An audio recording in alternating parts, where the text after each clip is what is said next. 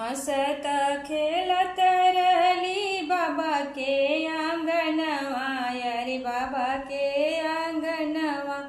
अरे ससुरे में बड़ा दुख होला रे लालनवा, अरे ससुरे में बड़ा दुख होला रे लालनवा। हंसत खेलत रहली बाबा के आंगनवा, अरे बाबा के आंगनवा। अरे ससुरे में बड़ा दुख होला रे लालनवा, अरे ससुरे में बड़ा दुख होला रे लालनवा। सासु मोर मार ससुर गरियाव, ससुर गरियाव।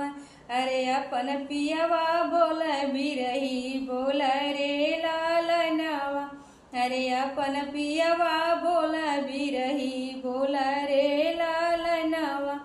रोई रोई बीतेला ससुरे में दिनवा, अरे ससुरे में दिनवा।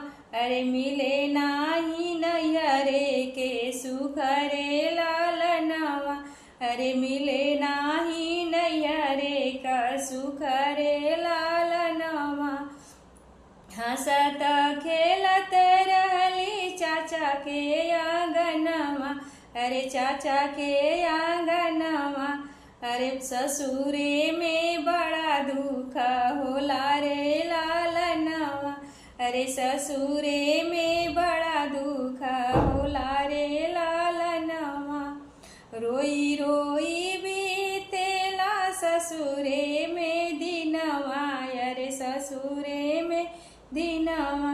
अरे मिले नाही नैहरे के सुख रे लालनवा, अरे मिले नाही नैहरे के सुख रे लालनवा। जेठ मोर मारे जेठानी गरियाव, जेठानी गरियाव। अरे अपन पियवा घर से निकाल रे लालनवा, अरे अपन पियवा घर से निकाल रे लालनवा। हंसत खेलत रहली भैया के आंगनवा, अरे भैया के आंगनवा। अरे ससुरे में बड़ा दुख होला रे लालनवा, अरे ससुरे में बड़ा दुख होला रे लालनवा। देवर मोर